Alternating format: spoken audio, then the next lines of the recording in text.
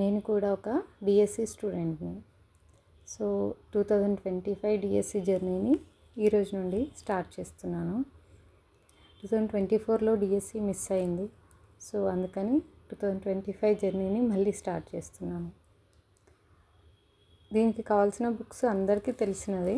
So perspective in education కోసం నేనైతే 2 books use చేస్తున్నాను. ఒకటి ఎస్&ఎస్ పబ్లికేషన్స్ది అండ్ శ్రీ విద్య పబ్లికేషన్స్. ఈ 2 బుక్స్లో నాకు నచ్చిన టాపిక్స్ కొన్ని ఒక్కొక్క బుక్లో కొన్ని టాపిక్స్ నేను చదివాను 24లో ఆల్రెడీ చదివాను. సో మళ్ళీ వాటిని రివిజన్ చేసుకోవాలి. And inter first year, inter second year botany books and inter first year, inter second year zoology books and 6th నుండి 10th వరకు స్కూల్ బుక్స్, వీటన్నింటినీ మనము గ్యాదర్ చేసి పెట్టుకోవాలి. అండ్ అంతేకాకుండా బిఎడ్ బుక్ కూడా మన దగ్గర ఉంటే బెటర్, అది మెథడాలజీ కోసము. సో నేను ఈరోజైతే ఫస్ట్ 6th క్లాస్ బుక్ నుండి స్టార్ట్ చేస్తున్నాను. అన్నీ ప్రిపేర్ అయినవే, అన్నీ చదివినవే, కానీ మళ్ళీ ఒకసారి మనము పర్ఫెక్ట్గా చదవాలి.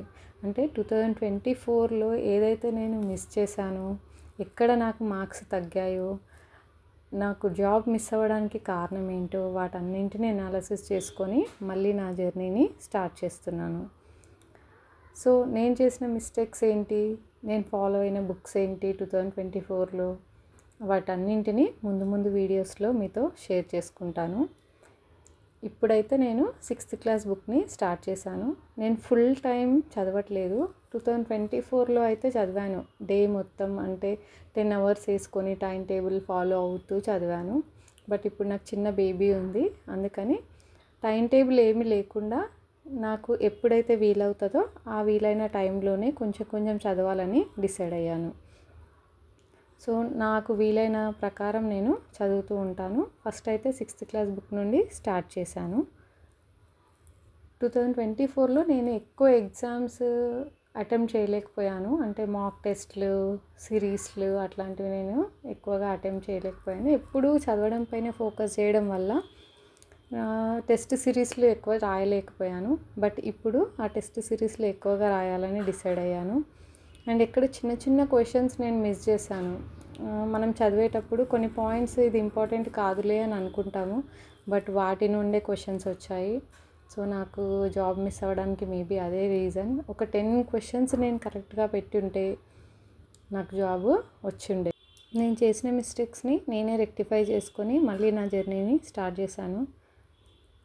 ఒక 10 questions మిస్ చేసినందుకు దగ్గర 3 months బాధపడి ఉంటాను. సో అలాంటి మిస్టేక్ మళ్ళీ చేయకూడదని సో ఇప్పటి నుండే స్టార్ట్ చేస్తున్నాను. ఈ నోటిఫికేషన్ ఎప్పుడు వస్తుంది, జాబ్స్ ఎన్ని ఉంటాయి, అవన్నీ నా మైండ్లో ఇప్పుడు ఏం లేదు. ప్రిపేర్ అవ్వాలి, ఎగ్జామ్ని మంచిగా రాయాలి అని డిసైడ్ అయ్యాను.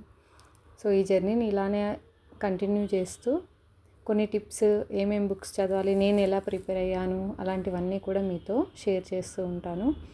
సో నా యూట్యూబ్ ఛానల్ని మీరు ఫాలో అవుతూ, లైక్ చేస్తూ, షేర్ చేస్తూ నాతో పాటు మీరు కూడా చదువుతూ ఉంటారని అనుకుంటున్నాను.